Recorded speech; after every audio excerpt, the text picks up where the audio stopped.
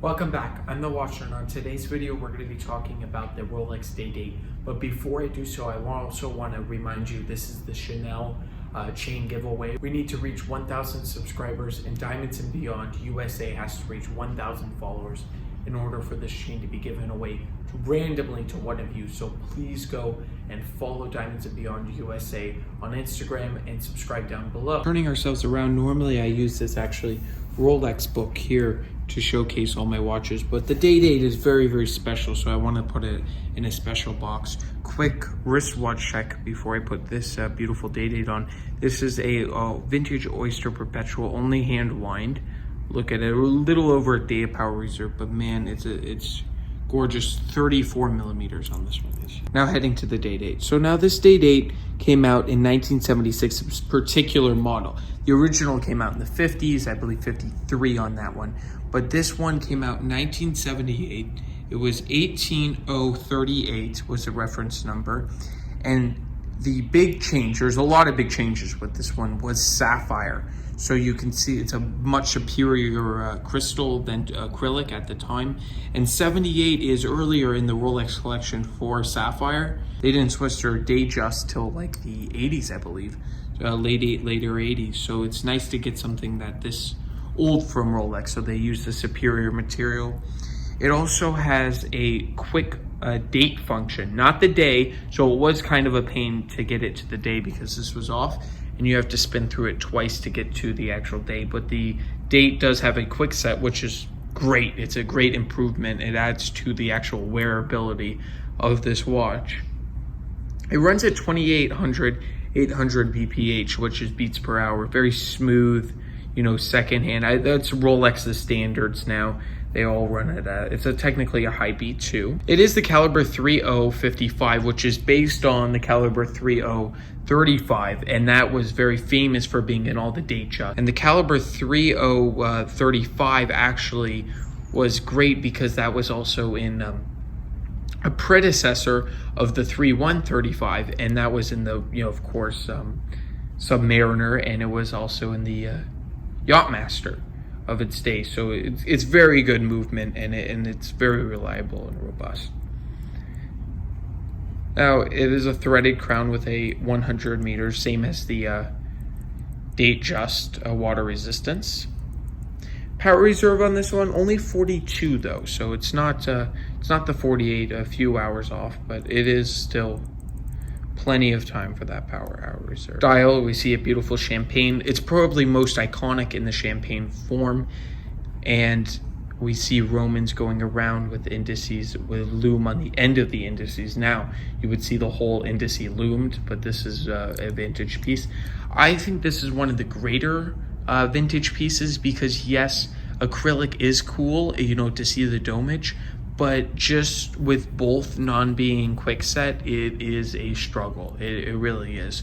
So I think it's a lot better that there is one quick set on this watch. It measures in with the 36 diameter case. I think it wears even bigger than that just because of the precious metal. It is a heavy watch, it's a hefty watch. They say, with all the gold, with everything at the end, they say it's around 47, depending on where you measure it from lug to lug, and 20 mil lug. 12.4 millimeters thick though, so it's not incredibly thick, it's not incredibly thin, but it's a nice heavy weight. It's not, you know, it doesn't seem like a flimsy watch, especially since it's made out of gold. So the first one, of course, you can manually wind with there's an automatic rotor in there. The second one is the date, quick set date, as you can see there, but it's very smooth. You can tell each click is very nice there, all the way through. Now this is the time. Changing the time is the third setting there, and you get hacking with that. So what are the downsides of this watch? Well, of course, you're not getting a double quick set, which is a feature of the next watch throughout the lineup forever. But the upside is it's a lot more affordable because it doesn't have double quick set. You're getting things that are part of the luxury end. You have a hidden clasp here. This is probably one of my favorites of the Day Date. You get this presidential bracelet, which is named after all the presidents that wore it. There's never been a watch that has been worn by more presidents than this watch. This watch is it's an icon. It really is one of the most iconic and amazing pieces out there. I'll just take you out to see. Look at that. Amazing piece. It sits very comfortably with this president bracelet, and this president bracelet has survived very well throughout the decades. I'll show you. You can tell by doing this with the watch. You holding it like that. If it goes down, that means it's stretched. So it's actually very well maintained, this watch, throughout the decades here. And you're getting a great example of the 80s. You really are with this piece. So tell me down below, what's your favorite day date? It really is such a special watch. So be holding this, be wearing this. It's something that that you really made it captains of industry, and I mean that because the Datejust is a great watch, right? It is. It's amazing. They actually do make it with champagne. There are some Datejust with actually full, gold, but it's special to have the first. I also have to mention this. It's the first Chronometer certified full date and day display, and that's pretty amazing for them to do that. Now there's an actual debate, do you need the full day on the dial? Maybe not, but it's the Rolex Day Date, right? So you can't argue with that. Screwed links, I actually added a link to this because it was a little too small for me, and it was very easy unscrewing this. It was probably one of the easiest bracelets I've done. Just amazing to have screwed links at this time too. The back all solid 18 karat gold. It is a bit heavy, but in 36 it's very doable. Fluted bezel. And honestly, you would, through the camera, it looks very gaudy to wear.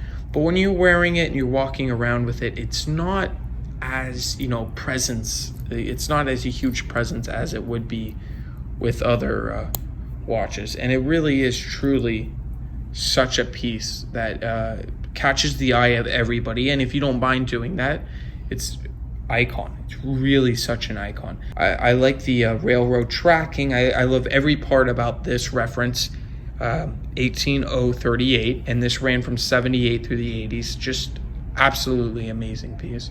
I would love to hear your opinion down in the comments below. Do you think you would rather not have a day date, spend it on something else? Because you can, for the amount you spend on a day date, you could buy a Patek, you can buy, big brands, but something calls in me. It's not maybe the classiest, maybe it's not the craziest watch like Pateks are, but it is something very iconic, very nice to wear. If you want to buy this or you're interested in it, please email me down below, justtherightwatch@gmail.com. This watch is for sale, as all the other ones I will be sharing with you. So I want to thank you all for watching. I will catch you in the next one.